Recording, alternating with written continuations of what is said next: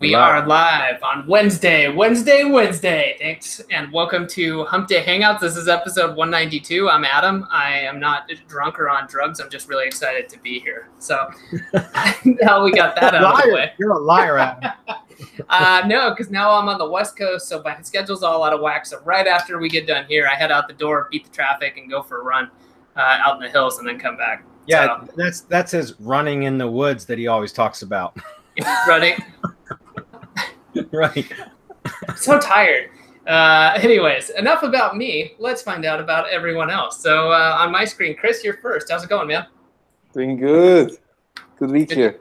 Where are you located in the world today? I'm still in Austria. Soon heading to Portugal, then Barcelona. We'll see after that.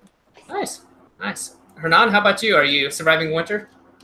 Yeah, I am for now. And I'm planning to do so for our coming live event. So I'm super excited about that. I'm super happy to be here. So, awesome. You're not making Spain this year?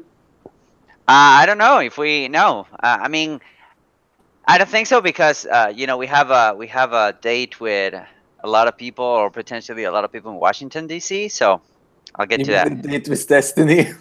Yeah. It's like, wait, is Tony Robbins coming? Marco, how you doing? What's up, dude? Trying to make some last-minute changes. Gotcha. All right. Well, we'll come back to you. Marco's got some good stuff he's going to share. And I don't know. I see an eagle in the mountains. Who is this mysterious person? Hey, what's going on, man? Hey, everybody. This is Rob Beal. If you don't know him, you'll probably see him around the groups if you're new to us. But Rob, how's it going? I'm doing good. I'll switch to my camera for a second, but I'm on my cell phone. Oh yeah, that's safe. Driving and hosting a webinar. Yeah, there you go. So I'll talk to you guys after that later, right? That's multitasking there, buddy. Sounds good. Yeah, be safe. Yeah, keep your eye on the road. And Bradley, last but not least, how you doing? I don't know, but wonder what kind of citation the cops issue for that. You know, not a good one. Not a good one. Hey, that's why they make headphones, man. There you go. No, I'm good. I'm excited. I'm super excited. Guys, I've just got to make a quick tease for the Mastermind again because I just posted in the Mastermind today. I started testing another method for ranking in the 3-pack, and I actually went to go register a GMB listing about 9 days ago, and I just went and picked up the postcard for verification last night. I woke up this morning, and before I went to the gym, because I coach, CrossFit classes in the morning, and so for a little bit this morning, I went and I verified the listing by entering the PIN and all that, and then I went to the gym, and when I came back, I checked. It's #1 in the 3-pack. It's #1 in the 3-pack for. I've only tested 2 of my primary 5 keywords, but those 2 keywords are #1 in the 3-pack, and I just talked about how I did that in the Mastermind. We talked about it 2 weeks ago on Thursday, what my plan was, and it worked. And so I posted in the Mastermind Facebook group about it today, and tomorrow is the next Mastermind webinar, and already got several people that are asking me to go over it in much greater detail as to how I did it. Now, I don't know if it's repeatable yet. It looks very, very promising, but I'm going to try to replicate that same the same results with another listing within the next 2 weeks. So if I can get it to happen 2 for 2, then we're on to something. So again, if you guys are interested in that, now would be a really good time to join the Mastermind. I know I say that every week, but there's a reason for it. So anyways, with that said, Adam, what other announcements do we have? Well, just to add to what you're saying, there's actually other uses for that tool that I'd be willing to share in the next Mastermind when you discuss this. There's actually other ways. So you can use it for what you used it for, but it's also a great client prospecting tool. It's awesome. Definitely. Well, we had the launch of Local GMB Pro, and Bradley can talk about results. Marco, Rob, everyone can talk about results. I'm going to drop the link on the page. If you haven't yet checked it out, you can see the results other people are getting. This isn't something we came up with and then said, "Ooh, look, we got good results." People immediately started having results with this, and so I'm not going to really harp on that too much. You can go check it out for yourselves and read about it and see if that's something you think you could plug into your business and start making a lot of money with. But we do have some cool services that were requested. We started hearing back from people, hey, I want to, arbitrage this. I want you guys to do it for me. What can you do so that I could provide the high value to my client, but I don't have to, do the nitty gritty work. So Rob, Marco, you want to kind of explain what's going on with that? Yeah, before Rob jumps in, what I want to add to what you said is we have a Facebook group, but our Facebook groups aren't for, we don't see people asking questions on well, how do I get results? We do get some of those, of course, because there are new people who are not familiar with anything. But what we're seeing a lot is I'm getting these results, and this is what I'm doing, and I'm getting this many calls. We see that time after time after time. It's not a Facebook group on what am I supposed to do. It's a Facebook group where you share. People are sharing their results. People are sharing their different ideas, the different things that they're doing. We're conducting webinars. I mean, everything that we told you was going to happen is happening, and for some people, it's just incredible the results that they've been getting. That they've been getting 200 plus calls a month in the dental niche. How freaking good is that? One guy, please, no more calls. The client complaining, I'm getting too many calls. I can't handle it. That's the type of results we're talking about. And don't let me tell you about it. Go in the Facebook group and see for yourself. I had one of my roofing clients call me and literally ask if there was any way I could throttle the calls down because he's overwhelmed with work. I'm not kidding. He had me put one notification bar or banner plugin on his WordPress site that says we are no longer accepting new calls. And I'm not kidding, because he's got such a far backup of roofing leads right now, and it's because of just like what we've been applying with the GMB Pro method and all that. It's insane. So I'm also adding a image to the page right now, guys, from one of our Mastermind members. A lot of you will know him from also Syndication Academy. So, Bo, I hope you're all right with me posting just your comment. It doesn't reveal any information, but it says pretty much the same thing that happened with the last 2 GMB Pro listings he made. Within 24 hours of verifying the listing, he was in the 3-pack. So anyways, we've kind of found a secret back door, guys, to just kicking ass and taking names, and it's pretty freaking amazing. So what would you guys say to somebody who maybe hasn't gotten the experience of dealing with, maybe a client who's got a local GMB listing? Do you think that someone who hasn't done this could see, results from getting involved in the local GMB Pro course? Absolutely, and within it varies per industry. I'm assuming probably level of competition makes a difference too, but we've seen results in as little as days, almost overnight. I've got a couple of tree service lead gen sites that we started to apply the GMB Pro method to, and I mean, literally within 48 hours, it's like sites that had not been optimized, hadn't built any citations yet. They were just like basically abandoned lead gen sites that I never got around to doing anything with. And we just started applying the GMB Pro method to, and within 48 hours, they started generating phone calls and leads, which is freaking insane. Others take a little bit longer, like the cab service or the taxi company that I'm doing for the case study. It's taken a little bit longer, but it's really starting to gain traction within the last couple of weeks. The calls started to pick up a lot more clicks through to the website. So a lot more activity. The more activity, the more volume of activity it generates, if that makes sense. So it really just varies. But yeah, pretty much any business owner, any local business. That's where, again, I haven't applied any of this to national stuff, but for local business stuff, which is what we're talking about, local Google My Business stuff, it's almost instant results once you start applying what we're teaching. So good deal. Well, I don't hang on a second. Yeah, as far as national, I don't want to mention any names, but one of the big guys who has been with us often and whom we love, he has a national campaign that he wants to do. And so what I'm going to do is we're going to treat it as a case study. We're going to get him into local GMB Pro, and we will have results. I guarantee you, in the next month or 2, we will let you know how this can be applied nationally. Awesome. All right, guys, let's take. We got to wrap this up pretty quick and then hop into questions. But we definitely want to let everyone know. And Rob, maybe you can hop in now and talk a little bit. Just take a minute or 2 about what's going on with the Done For You services. Okay, so we've got, we're putting the team together. We're getting the site up. Again, someone else can drop the link to the site that's coming up on the page. That'd be awesome because I'm driving. So So we're getting the team together, so the services are coming along. The other thing I want to mention is the auto poster is live and ready to start being used. We're getting some crazy results with it. Has lots of features that you're not going to find anywhere else. It's got features where you can, the poster creates an RSS feed. And for those of you that follow us enough, you know with an RSS feed, there's a lot of extras you can add on the end of even the local GMB Pro that we haven't even added to bolster the results that everyone's talking about now. You can start adding all those things, syndicating your GMB posts across your network, and just all the other fun stuff you can do with RSS feeds. I won't go into that too awful deep because that could take forever.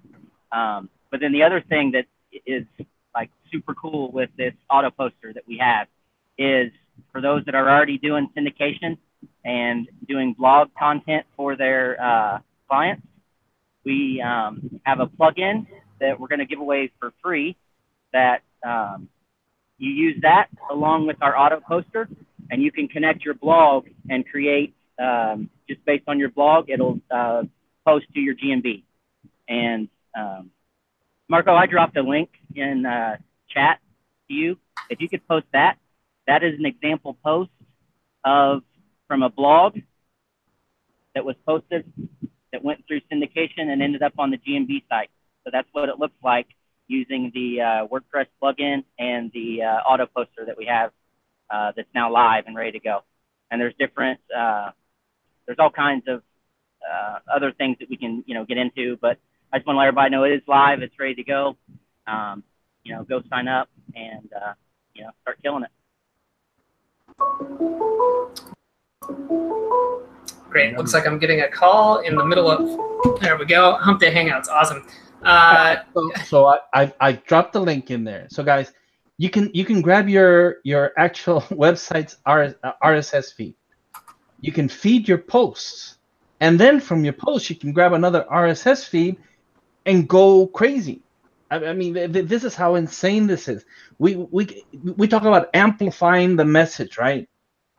Syndicating is all about that. It's amplifying it, but it's going to have proper attribution, which is the most important thing right now, so that you don't get hit.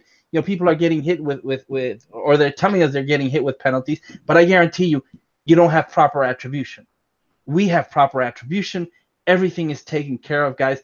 This is so you can just blow up and get insane leads for your clients. Now I'm also besides that link so that you guys can look at it and just see how good the posts look. Remember, that's an RSS feed going into Google My Business.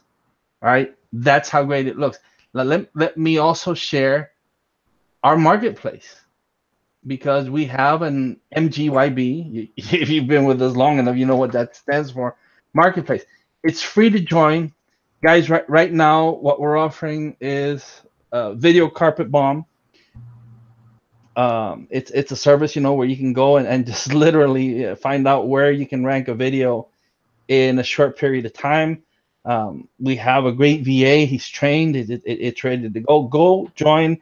The auto poster will be available through mgyb.co, and we will be adding other services and products as we go along. It's in the beginning, but we wanted to get this out right away because these are like the two easiest methods to go and find out where to rank, as far as videos, and how to get leads and push content, because you do need content for your Google My Business listing. And so the easiest way to do it is to schedule it and auto post. How cool is that? I mean, it's like set and forget. You train a VA, you don't have to do shit except go sell it to a client and collect the money, guys. That's it. It's that simple. You guys, no, it can't be this easy. Well, yes, it really is. We've really made it simple for you guys to go and make money. All right, guys. I'm sorry. Yeah, let's get into the questions, and then before we wrap it up, I'm gonna drop a link in, but wanted to remind everybody we got the live event coming up in October. We still got seats open. We're gonna cap that at 25. It's gonna be the weekend of October and October 21st in Washington D.C., including our beautiful faces, along with some guest speakers, including Jeffrey Smith. So you're interested, again, that link will be on there, and we'll touch on that again towards the end. But let's go ahead and dive into the questions. Yeah, just quickly, I want to mention anybody that checks out the MGYB marketplace, which is Make Google Your Bitch. Just in case nobody knows what that meant. The video carpet bomb offer, that's actually, I got the idea from a colleague of ours, Randy James, and we kind of refined the process together. And I trained a VA how to do this really well. And the offer that's in there right now, we should have 2 offers actually. I just pinged Marco in chat and Slack, but we'll get the other offer in there. But essentially the 2 ways that I'm using that is, one, if you're doing lead gen, it's fantastic because what we do is take a particular location, and then we gather all of the locations like townships, boroughs, you know, all that stuff within a 20-mile radius. And then we create a list of, you can have up to 3 keywords appended, and then the locations appended to those 3 keywords. So let's say that you end up in a 20-mile radius with 60 locations, and you got 3 keywords. So that's 180 keywords that you would be targeting. And all you need to provide is the 3 keywords and the central location, and then the video file and a thumbnail if you want a custom thumbnail, and then the call to action, which will be placed in the video description, which is typically going to be an NAP if you're doing local stuff, which is what we suggest. No, I didn't, Marco. But anyways, I don't remember saying that anyways, but we'll cover that later. We'll get that set up for next week. Anyways, it's really good because you can, I mean, out of like 180 videos that we'll upload, you know, we can't guarantee any certain number of them, but I typically get anywhere between 30 to 50 videos ranked on page 1 for the, you know, for that. Now, it's great for lead gen because you can start to generate leads right away. You can also find low-hanging fruit. So it's like poking keywords as well, right? So you can find keyword opportunities that you can go rank some more long-term assets for. Web pages, you know, social media, Web 2.0, anything like press releases, anything like those whatsoever. But then there's also an alternate method that I'm using that for that works really freaking well. And it's for prospecting purposes, guys, and for closing sales or closing clients. And one of the best things that you can do is, if once a conversation has been initiated with a prospect, so a potential client, just as when you go to make your proposal or your pitch for whatever services that you are offering, we have a lesser version of it that, again, we'll get this added in within the next week, but it's for a 10-mile radius and 1 keyword. And so essentially what we'll do is, let's say with 3 keywords and a 20-mile radius, like I said, maybe return 60 locations or 60 place names, right? With a 10-mile radius, it might be 30 or 25 place names, and you get 1 keyword. And so we'll create the same campaign, 1 keyword appended with the 25 or 30 locations, and then we'll upload it. And out of that, you might get, you know, 5 to 10-ish videos ranked.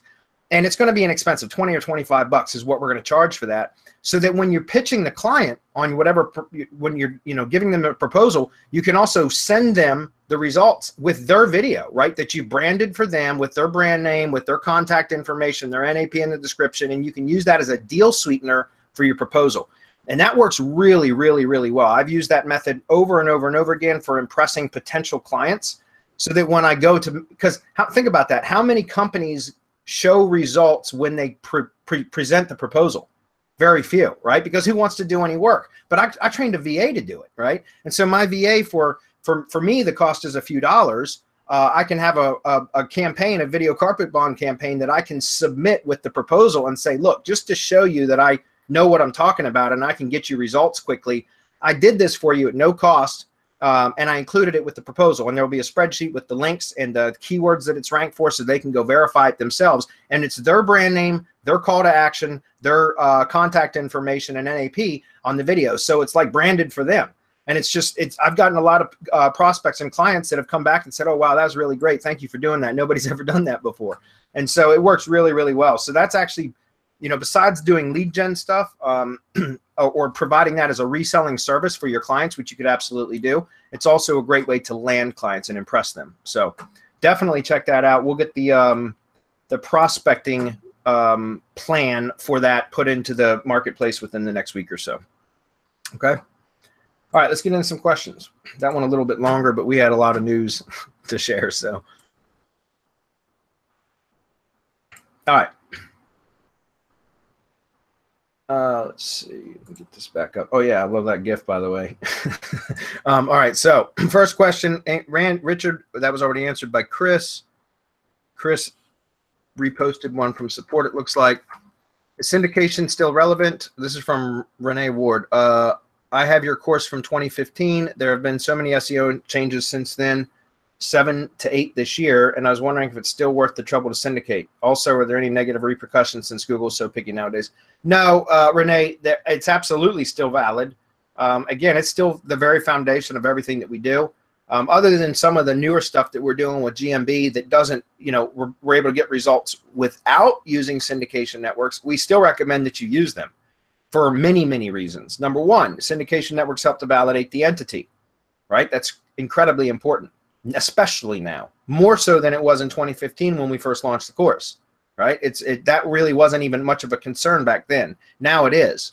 So validating the entity is number one. Number two, you're amplifying your content. Go do a Google search for content amplification, and you'll see there's a ton of different services out there, and the definitions are all pretty much the same, and that's basically getting your content that you publish on your blog or your website out everywhere that you can. And that's what content amplification is. So all we're doing is automating it using Ifttt and our Syndication Academy methods, right? So, you know, think about all of the major news and media sites and, you know, the major blogs, and the authors will syndicate their own content that they published on those sites to their own social media profiles, their own, you know, professional profiles and such. So why is that any different than what we're doing? It's not, guys, it's not. And this whole myth that, you know, it constantly comes up, and I'm not picking on you, Renee, by the way, but, you know, we get the question that comes up often, and by the way, just as a quick aside, Renee, a lot of these questions, like especially this one, is also answered in our knowledge base, which you can find at support.semanticmastery.com. We have frequently asked questions there, categorized by product. And so if you go to the Syndication Academy, you'll frequently ask questions at support.semanticmastery.com. You'll see a lot of these questions are already answered.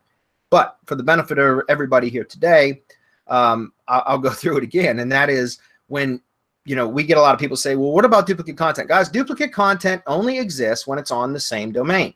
If you have 10 pages on your domain or posts and they're all the same freaking content, that's duplicate content. It's not duplicate content when it's republished on other domains. If that were the case, press releases wouldn't work. And I can tell you beyond a shadow of a doubt, and so can the vast majority of our members that are using press releases. We launched an entire product specifically on how to use press releases to rank, especially local stuff. And those are all duplicate content, right? It gets published at one place first, whatever the originating press cable service is that you're using. And then from there, it goes out to the press wires and just gets picked up by any other syndication partners that are part of that press cable service, right? And so, and it's the same freaking press release. Not a single word has been changed on it across all the places it's published to, which are typically 200 plus other sites, some cases 400 and 500 sites, right?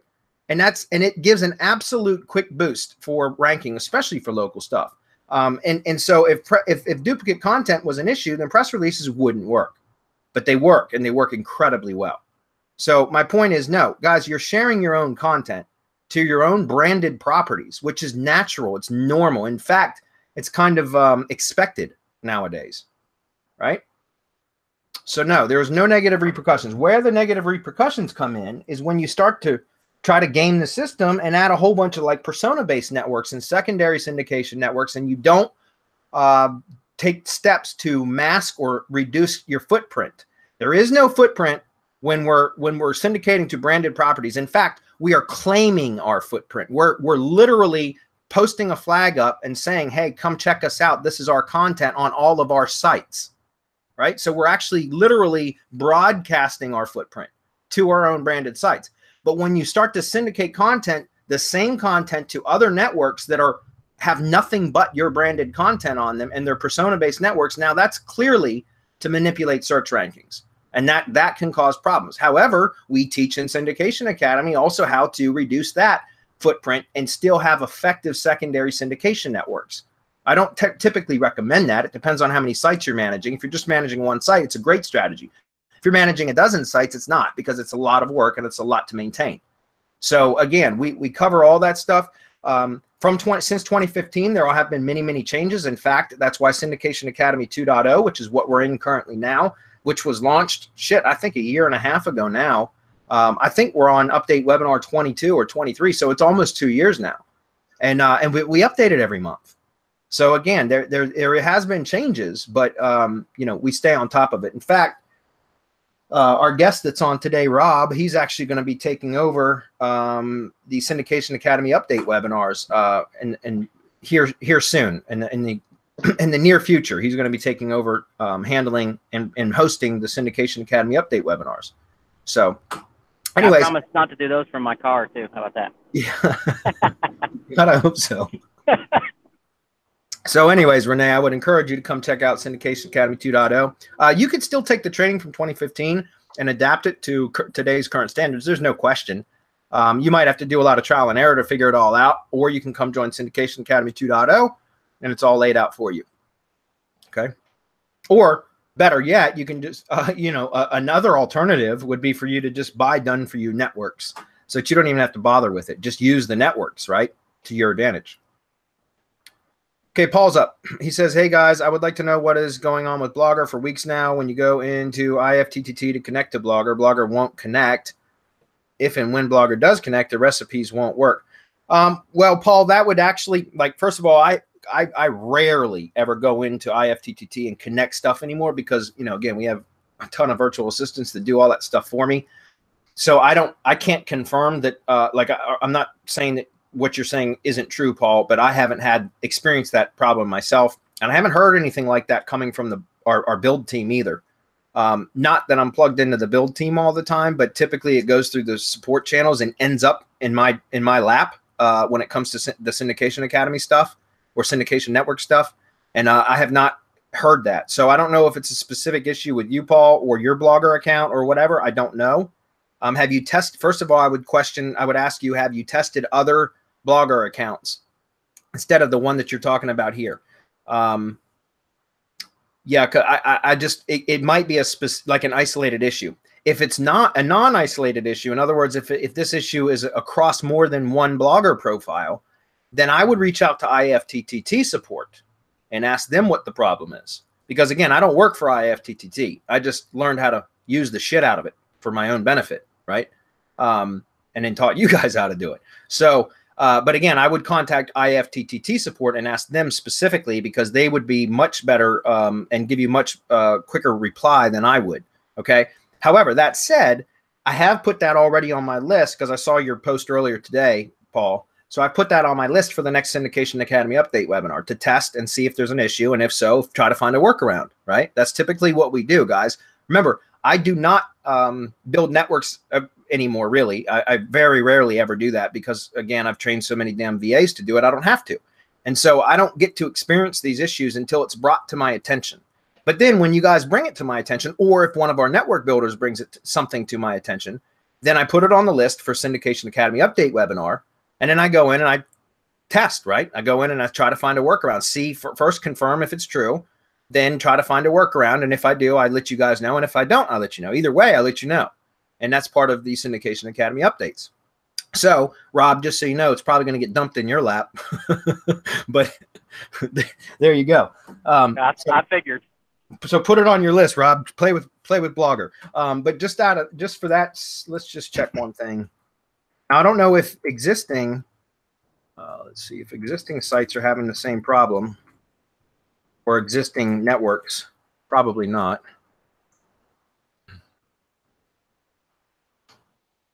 This one seems to still be working. I'm still looking at some of my, that one was just posted on July 6th. So that was 5 days ago.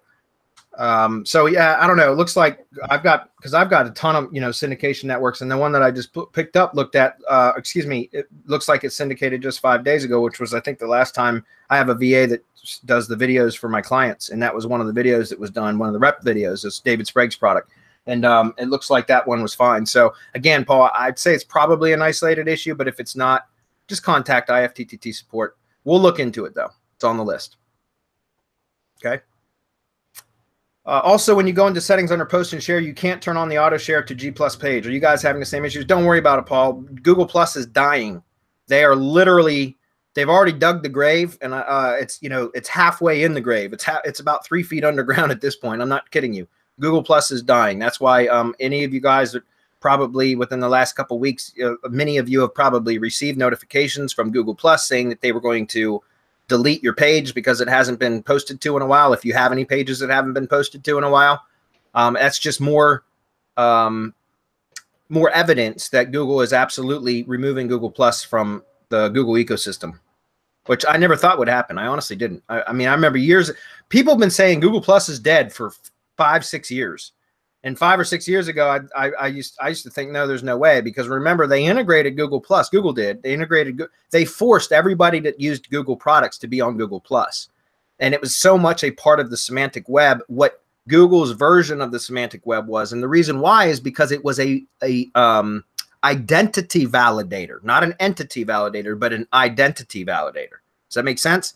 Because in order for you to be on Google Plus, you had to have a Google account, like a verified Google account, like a profile. You couldn't get on Google Plus as just a page or a business. You had to have a profile that was intimately attached to a specific person, right? And so Google Plus was an identity validator, which was used at the early onset of the semantic web engine for Google, Google's version of the semantic web, right? But I guess they've figured out other ways through all the stuff that Marco looks into, like AI and machine learning and all that shit, to validate identities without Google Plus, and that's why they're slowly removing it from all of the Google products. And I think here's in the near future, it actually finally will be a dead product. Anybody want to comment on that? I'll take silence as a no. All right, I'm gonna move on then. Is everybody still here? It's rare to get radio silence like that. They should have had crickets MP3 track. Yeah, I wish we had like a real production studio. It'd be fun to have some good sound effects. Yeah, some crickets. That would have been funny. Okay, so Armand is up. What's up, Armand? He says, I thought this was pretty interesting. I was listening to Josh Bachynski YouTube channel, good SEO channel, by the way, and they were talking about Google Sites giving a boost, which of course you guys know all about. Yes, sir, we do. What I thought was an interesting statement is he claims he could have it shut down tomorrow by emailing John Mueller of Google and telling him about it. You can see it here, and he dropped the link. So what do you guys think about this? I'm really mostly looking forward to the F-bombs we'll hear from Marco. You know, I honestly, I don't know why Josh would say something like that. He could have it shut down by emailing John Mueller. Maybe he could, maybe he couldn't. I don't know why he'd be flexing his muscles like that. But I mean, whatever. Why would you want to kill something that works for SEOs when you're an SEO yourself? Like, I don't understand that. That would be like, you know, like, why would you shit where you eat? You know what I'm saying? Like, and essentially that's what he'd be doing at that point. I'm not saying anything bad about Josh. Honestly, I don't really follow his channel or any of that stuff because that's, as far as I know from years ago, it was a lot of white hat stuff and like, you know, discussions between white hat versus black hat and all that. And I don't buy into any of that shit. SEO is SEO. As far as I'm concerned, there are no hats, right? Yeah. The other thing I think is really interesting about this, and I can't weigh in on the technical aspect of it, but I think that, you know, yeah, Google's messed around with their own properties before, but why they like this? This is getting their stuff, more of their own stuff to show, right? So yeah, so I mean, yeah, maybe, you know, they tone it back or something happens in the future, but it's not like they're gonna suddenly realize, oh goodness, Google My Business pages are taking up more real estate. We better do something about it. That's not gonna happen. Yeah, Marco, I know you're anxious to say something. All right, let me start with this. Do you guys think Google is stupid enough not to know that their G sites are powerful?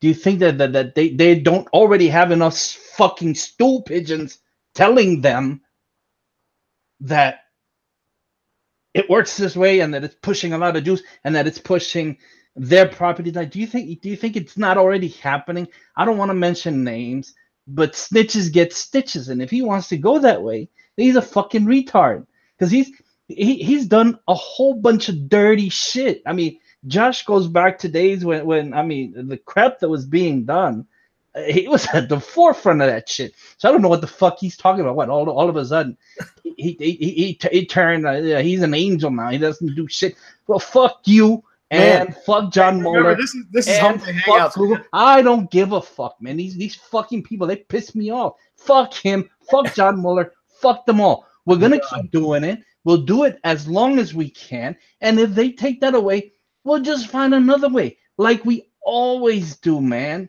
So fuck that, fuck you, and that's what I have to say about that. Wow. Armand, can we send Armand a t-shirt for firing up Marco?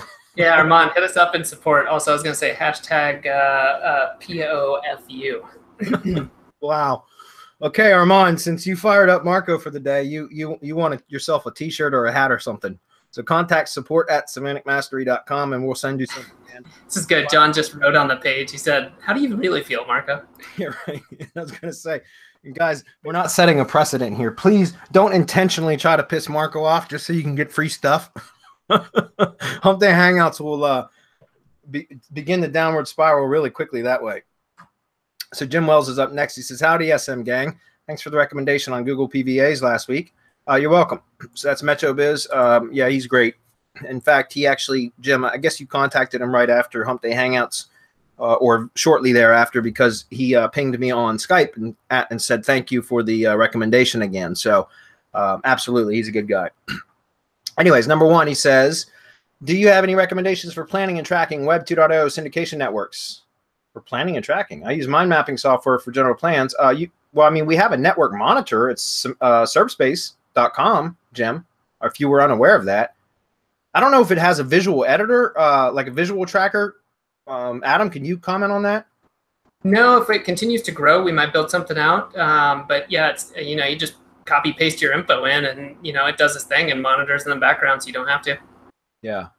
So as far as like planning and for planning them, no, but it does monitor them. And what's great about it is if you order done for your networks from ServSpace, though they can automatically be imported into the network monitor, which will notify you if properties go down or if they're not posting or if RSS feeds stop posting. Like it stops detecting new items in RSS feeds, and it does various things. It lets you know. So it's a great way when you have multiple networks or dozens or hundreds of networks. It's a great way to monitor all that stuff because otherwise you a lot of times you just don't know when stuff starts to break down, right? Unless you're manually checking them yourself. But as far as like planning them, yeah, mind mapping software is typically what I would do. And I use Lucid charts. I like that a lot. That's pretty much in my opinion, the best mind mapping. So I've used about a dozen of them, and that was the one that I found to be in my opinion, the easiest to use is Lucid charts. So anyways, but I was looking for a better solution to tracking which sites network rings were linked and what content is feeding to them. I've been working on a Google Sheet solutions, but it's incredibly cumbersome. Yeah, that was my issue because that's what I was. I mean, I still manage probably 90% of my business through Google Docs, period, or Google Drive, excuse me. Period. And I still use spreadsheets for everything too, but that's part of the reason that we built the network monitor in ServSpace was specifically so that you could see tier 1 networks and tier 2 networks and how content is feeding from one to the other and that kind of stuff. And that is you are able to do that inside of ServSpace. The actual like visual planning, we don't have that yet. That might be something that we could do at some later time though. Okay.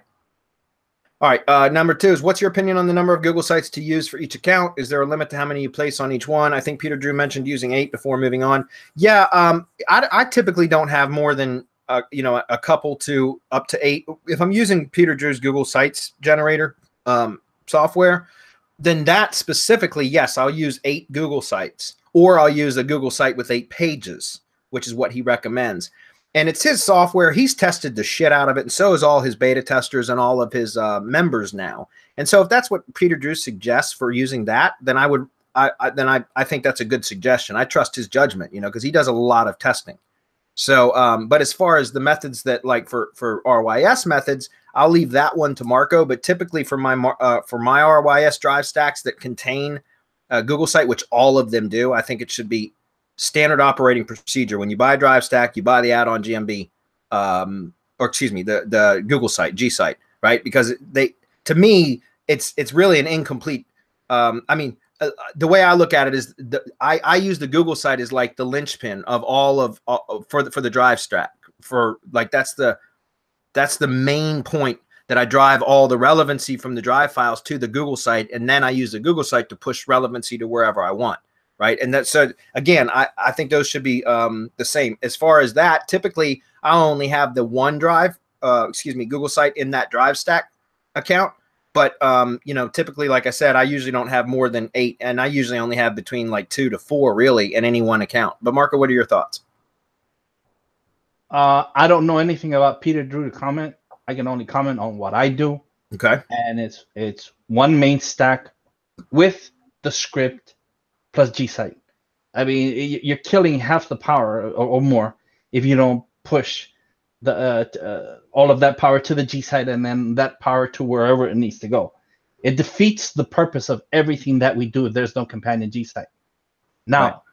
The way that we do it is if you need additional folders and files, well, those are stacks in and of themselves. That's what a stack really is. It's a folder packed with files the semantic mastery way, the way that we do it, the way that we interlink everything, right? The way that it's done is really time consuming. And that's why you'll see that most other people will not go the lengths that we go to interlink everything and to give everything the power that it needs. The only thing is that the script takes up a lot of resources. If you install the script in more than one folder, Google is going to kill your G-Site immediately. I mean, no question. We see it time after time after time after time. So one G-Site, but multiple stacks, as long as you're only running one script in one of the stacks, and that should be your main stack. That's my opinion on that. Yep. He says also for stacks, do you place anything else on those accounts? Seems like it might be a risk.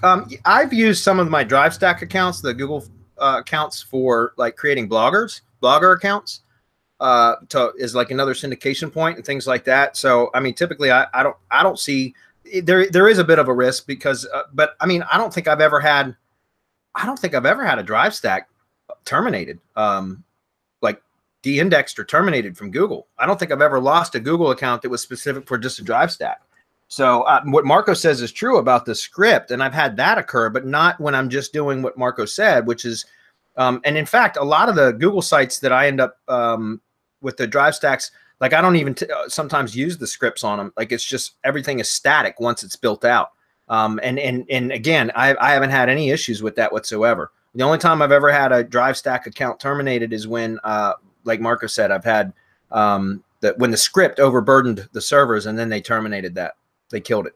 But other than that, I have I've got drive stacks that, especially the early ones that I did that are, because I built a few myself originally that were a bit like spammy, and they're still live today. And so I really haven't had any issues. What do you say, Marco?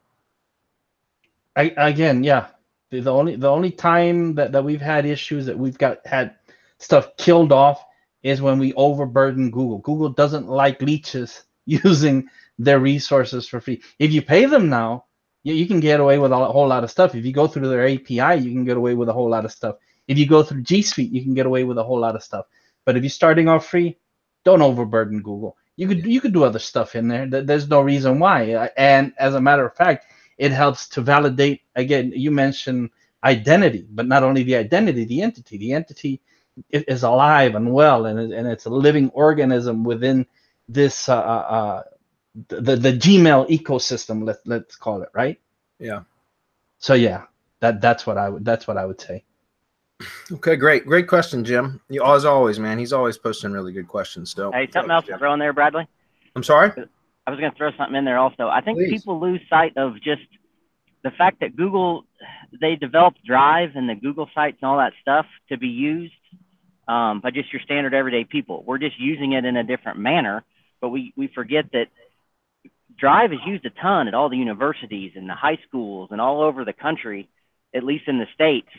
And I mean, just seeing my kids' Google Drive stuff for the classes they do, they look more spammy sometimes than some of my Drive stacks. So, I mean, they're sharing and copying documents and moving them all over the place. And you've got entire like high school and college classes running through Google and Google Drive and sharing and replicating documents and copying and pasting and multiple duplicates of the same document. And so just stuff that you're doing. I mean, just think of it like, what would a regular college kid do, or a high school kid? You know, if you're just making a bunch of documents and folders and sharing them and stuff like that, I mean, you're basically hiding in plain sight. That's when you start, like we said, burdening their script, and you're using their computing power to automate a bunch of building and stuff. That's when they take notice. So. Awesome. Thanks, Rob. KD says, hey guys, what's the best way to use crowdsearch.me for local right now?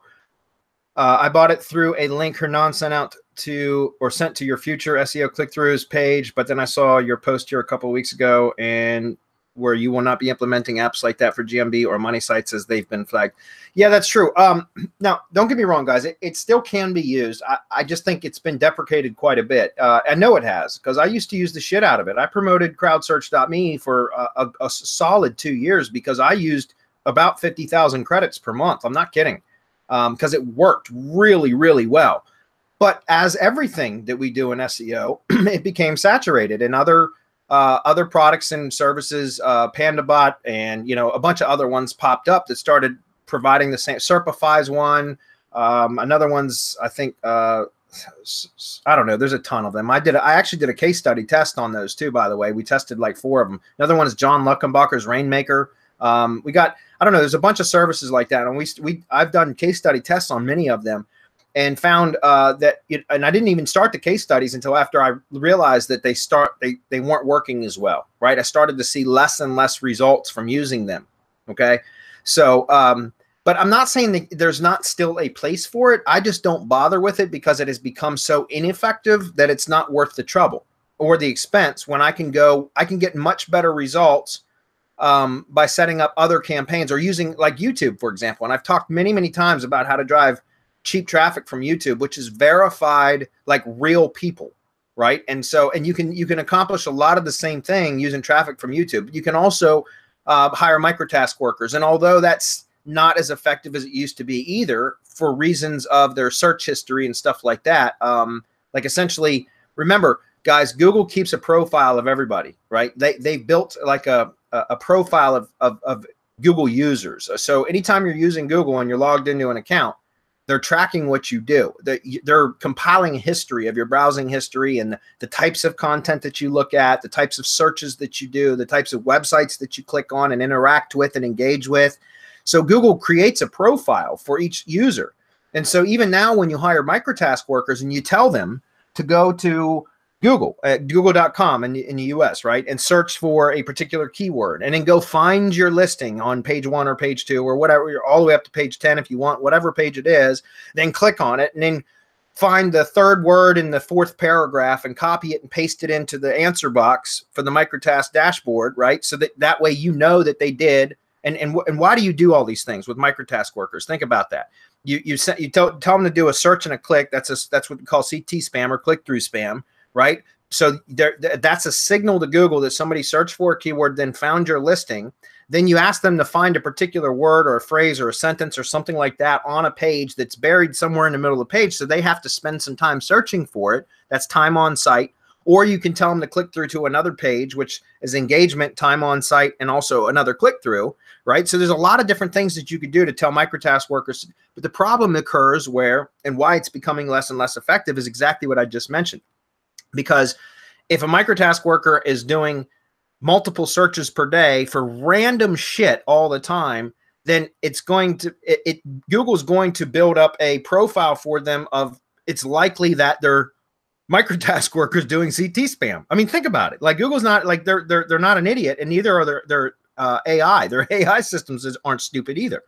And so my point is, it's not as an effective click. It's not weighted as much as it would be if it was coming from somebody that has a relevant search history, or has an interest or topical relevancy, or something in their recent search history that would make that click so much more valid or more appropriate, which means it's a heavier weighted click, which means it produces better results and a much higher level engagement signal.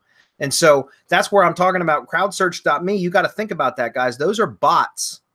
Those are bots. where they spoof the user agents, they spoof the IPs, you know, and all that. But even the IP ranges that these bots use are within specific ranges that have been flagged, right? So what I'm saying to answer your question, KD, would be not to use it direct to money site. What I recommend using it for is referral traffic. It still works well for that. It also works well if you want to send traffic to like press releases to help them to get this, help them to stick longer in the search results, right? Because we all know that press releases rank really well quickly, or typically rank really well quickly, but they don't last for long unless they get a high level of traffic. But for that, you can buy Fiverr gigs, and I'd recommend Fiverr gigs. There's several of them that I've recommended on many occasions publicly, right? That you can, so you can buy a $10 or a $15 Fiverr gig and boost a press release for for a month, which I don't know what you're paying for crowd search, but me, I was buying 50,000 credits a month, so it was rather expensive, right? So again, referral traffic, and by the way, if you want to learn how to do referral traffic, let me just see if I can pull this up for him real quick, or Kate, excuse me. Let's go to while you're pulling that up.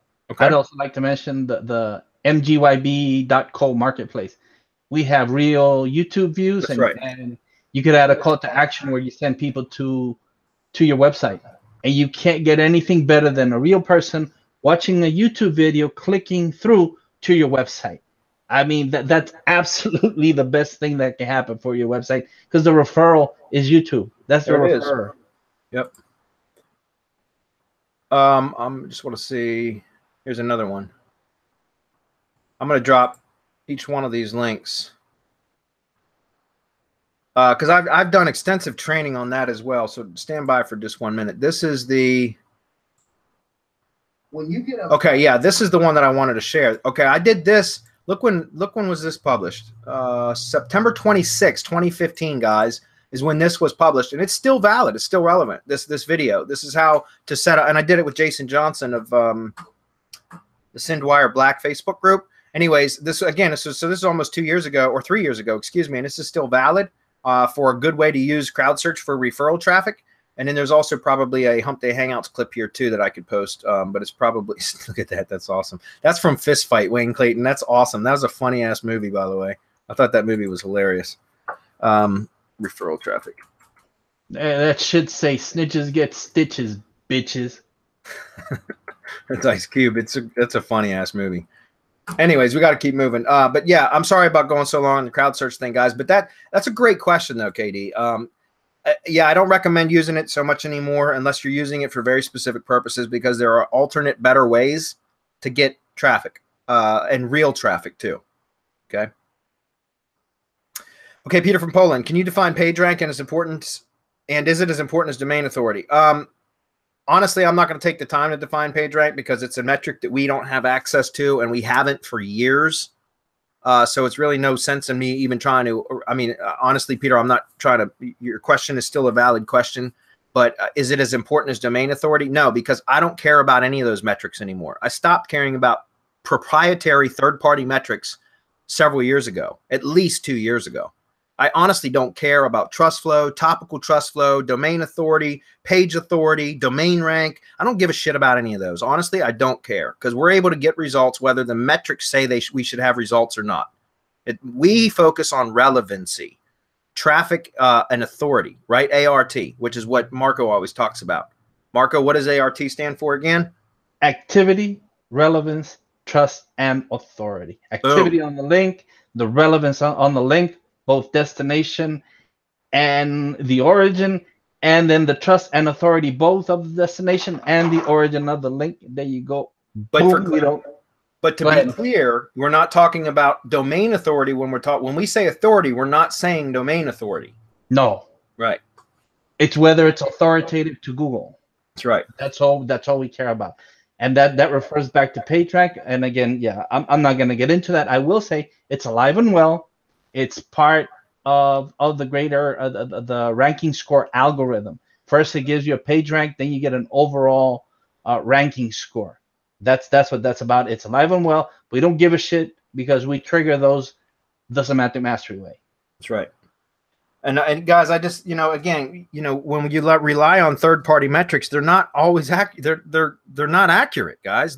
they're a really good educated guess, but they're not accurate because none of those Majestic, Ahrefs, Moz, none of them work for Google, right? So again, I stopped relying on metrics. Years ago, we used to be able to manipulate domain authority and just rank by manipulating domain authority. Well, Google killed that.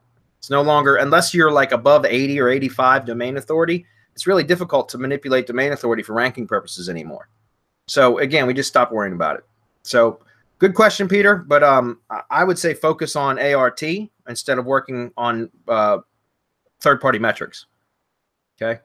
Matthias, we're going to be running out of time. And I was worried that we weren't going to have enough questions today. You guys jumped in and posted a whole bunch. So anyways, all right. So Matthias, I don't know if I'm saying that correct or not. Forgive me if I butchered it. She says, hi, guys. Thanks for all the content you put out on the channel for free. It's a great reference. You're welcome. We enjoy this. By the way, what is this? Episode 192. So we're getting close to 200, which we're going to do a celebration episode then. And then at 206, which is 208 would be our 4-year anniversary. And so we're going to have a really big celebration for that. Says, I got 2 short questions. I have a verified GMB listing, and when setting up the Facebook profile, the city name displays differently. Facebook only allows to pick from a display menu. Will this cause any NAP consistency with my GMB profile, which I prefer not to touch? No, I wouldn't worry about it, Matthias. I would not worry about that. I mean, thing is, if you've got a Facebook profile and you're setting it up as a place, a Facebook place or whatever, and it's going to force you to select a city name instead of whatever you have listed, then just use it. I wouldn't worry about it, too much. Again, sometimes that kind of stuff is going to happen. You have no choice. So I really wouldn't worry about it. All right.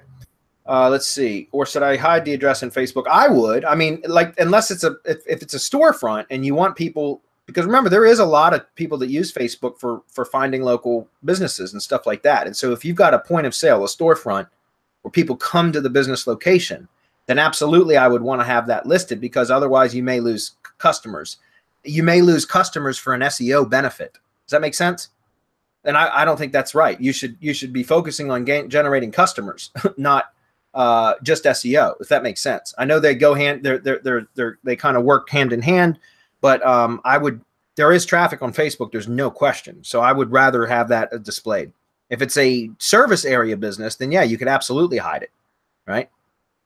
By the way, I am displaying the address in GMB and want to keep it that way.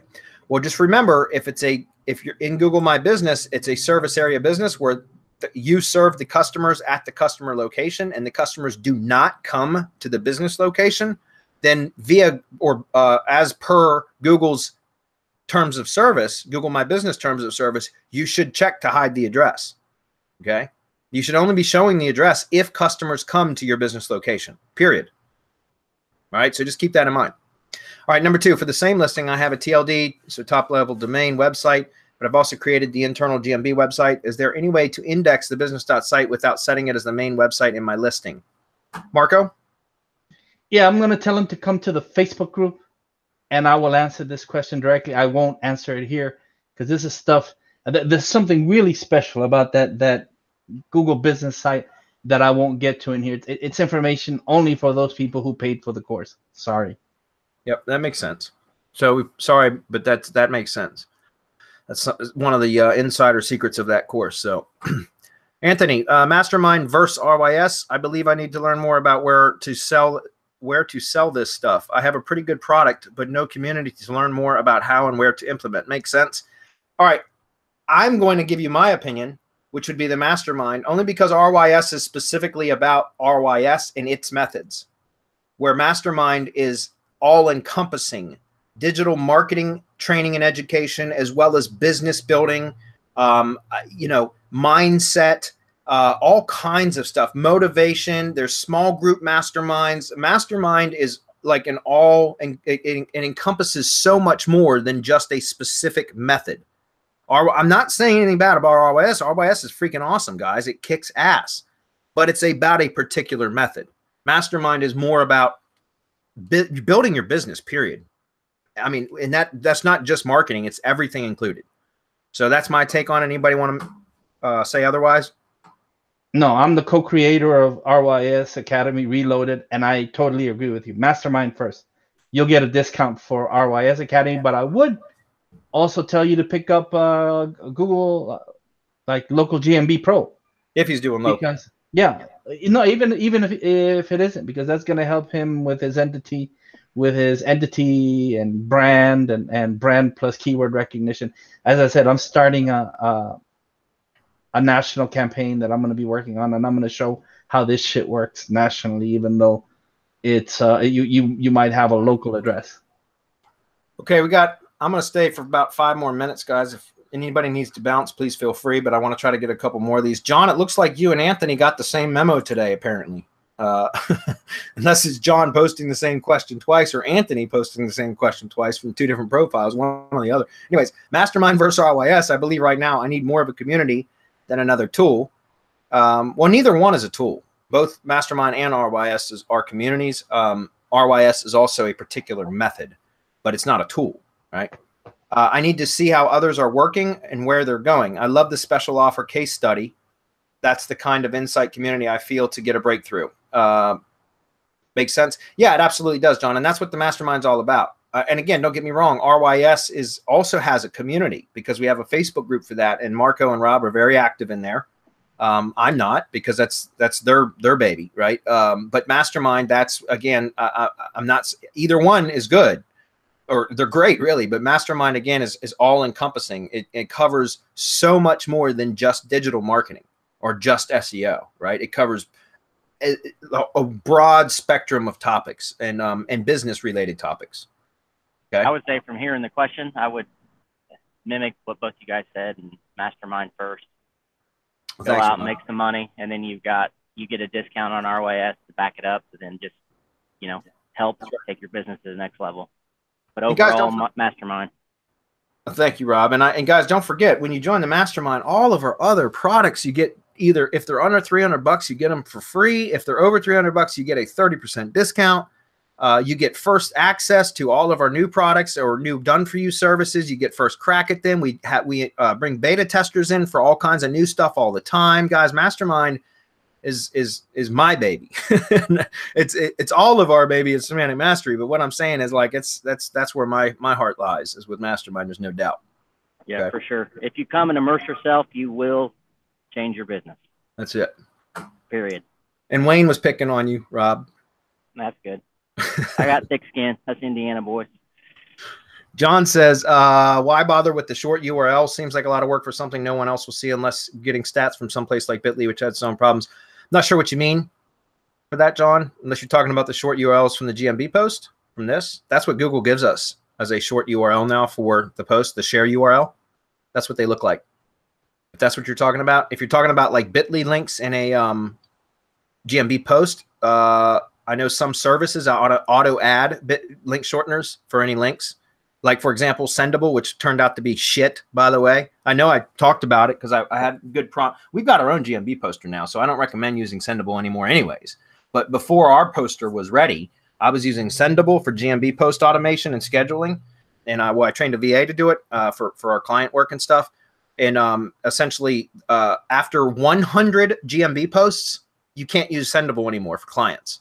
And they say it's an API issue with Google. Google won't allow them to add any more than 100 images to any one particular GMB profile through the API, through the Sendable's API connected to Google. And I don't know why, because our auto poster, we can do as many as we want. Marco's tried to break it, and he's not been able to replicate the error that Sendable has. I contacted Sendable support, and they literally said, it's a Google API issue, and our hands are tied. We can't do anything. And I said, okay, well, you just lost my $200 a month.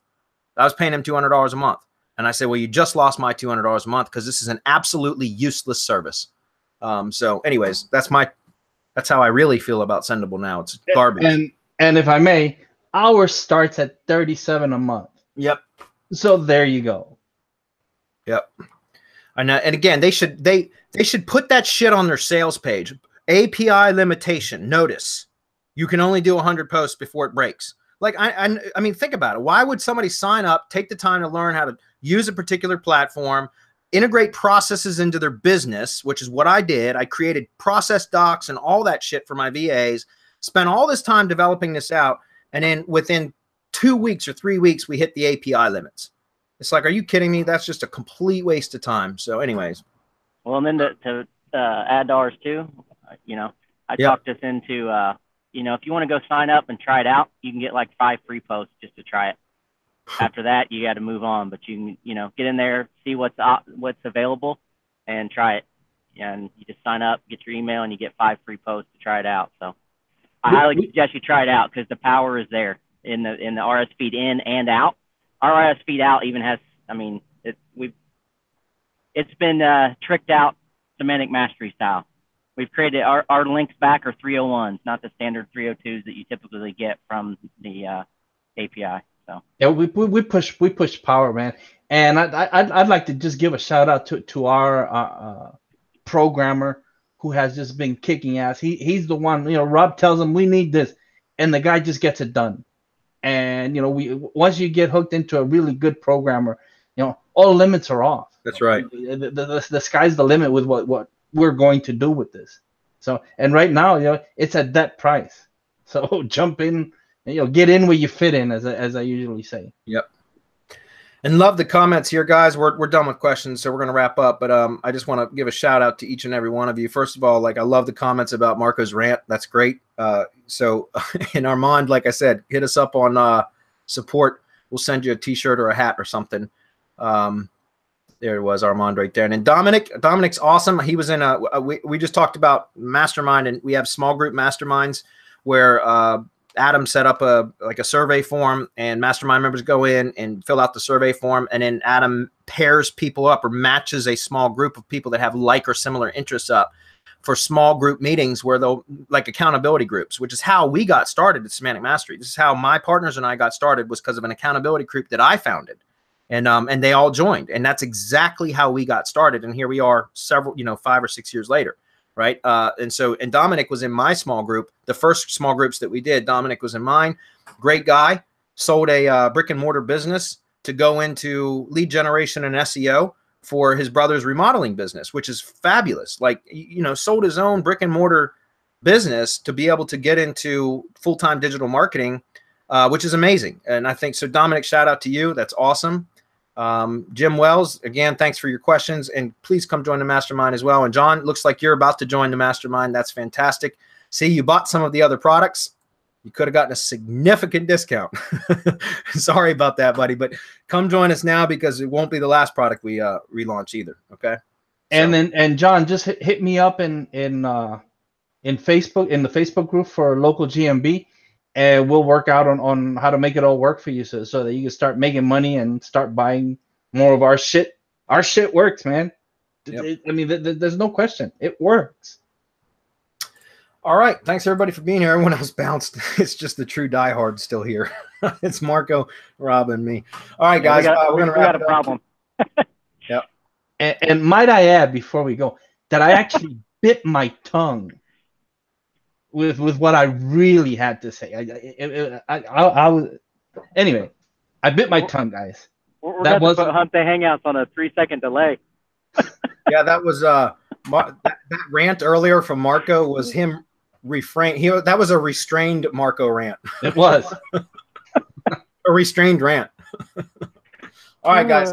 Thanks for everybody being here. Mastermind webinar tomorrow. We're going to be going over that fabulous GMB method that is just crushing it right now, guys. So Mastermind's a good time to join if you haven't already. We'll see you guys next week. Thanks, everybody. Thanks, Rob. Thanks, Marco. Yep. All right, man. Bye, everyone.